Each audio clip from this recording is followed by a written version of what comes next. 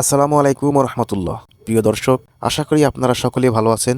বরাবরের মতো আজকেও হাজির হলাম আপনাদের সামনে নতুন একটি ভিডিও নিয়ে। আপনারা একটা বিষয় খেয়াল রাখবেন, আমি কিন্তু সবসময় আমার এই চ্যানেলে সবসময় কিন্তু গরুর ভিডিও আপলোড করি। তো আজকে আমি চলে এসেছি জামালপুর গরুর হাটে। এটি একটি বিশাল গরুর হাট। এখানে বড় ছোট সব ধরনের গরু পাওয়া যায়। যারা গরুর ভিডিও পছন্দ করেন এবং গরু দেখতে পছন্দ করেন, যারা খামারি আছেন, যাদের গরু পালা এবং পোষা খুব শখ, আপনাদের সকলের কাছে অনুরোধ থাকবে ভিডিওটি না টেনে সম্পূর্ণ দেখতে থাকুন।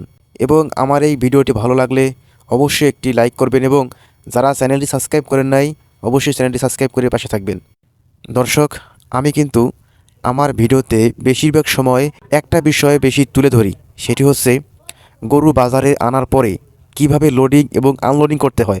যখন গরু বাজারে আনার পরে গাড়ি থেকে নামানো হয়, সেক্ষেত্রে অবশ্যই সতর্ক থাকতে হবে যেন গরু নামানোর সময় পায়ে ব্যথা না পায়। যারা নতুন গৃহস্থী আছেন, যারা বছরে একবার দুইবার করে গরু হাটে নিয়ে আসেন, সেক্ষেত্রে আপনারা একটু সতর্ক থাকবেন।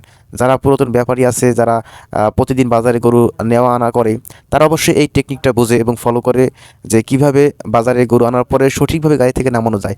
মনে করেন একটা গরু, সুস্থ সবল গরু বাড়ি থেকে বাজারে আনা পরে যদি বাজারে আসার পর একটা দুর্ঘটনা ঘটে, সেক্ষেত্রে কিন্তু অনেক একটা লসের সম্মুখীন হতে হয়। এই বিষয়টি অবশ্যই আমি আমার ভিডিওতে বেশিরভাগ সময় তুলে ধরার চেষ্টা করি। আপনারা দেখতে পাচ্ছেন আজকের বাজারে কিন্তু প্রচুর গরু আসছে, প্রচুর পরিমাণে গরু আসছে। আপনারা ভিডিওতে দেখতে পাচ্ছেন আরও অনেক গাড়ি ভর্তি ভর্তি করে গরু আসতেছে। এই বাজারে প্রচুর পরিমাণে গরু আসে। আর সামনে কিন্তু কোরবানি ঈদ। কোরবানি ঈদকে লক্ষ্য করে বড় বড় গরু মোটাজাতকরণ করতেছে।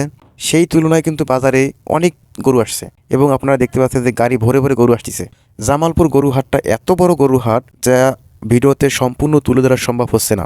কারণ আমি আগে বলেছি যে আপনাদের কিন্তু আমি সবসময় আমার ভিডিওতে গরু লোডিং এবং আনলোডিংয়ের বিষয়টা বেশি তুলে ধরি। সেক্ষেত্রে বাজারের সম্পূর্ণ ভিউটা নেওয়া সম্ভব হচ্ছে না।